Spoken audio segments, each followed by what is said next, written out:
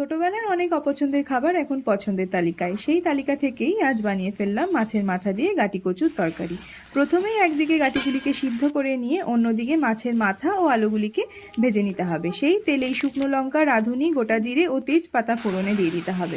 তারপর আদা, কাঁচা লঙ্কার জিরে বাটার একটি পেস্ট তৈরি করে তাতে লবণ, হলুদ দিয়ে সেটিকে ভালো করে কষিয়ে তাতে একে একে ভেজে রাখা মাছের মাথা, ভেজে রাখা আলু ও সিদ্ধ করে রাখা গাটি দিয়ে ভালো করে আরও একবার কষিয়ে নিতে হবে এবং তেল ছাড়ার জন্য অপেক্ষা করতে হবে। তেলটা ছেড়ে গেলে এরপর এতে গরম জল দিয়ে সব কিছু ভালো করে সিদ্ধ হওয়ার পর নামানোর আগে দিয়ে দিতে হবে ভাজা জিরে ও রাঁধুনির গুঁড়ো।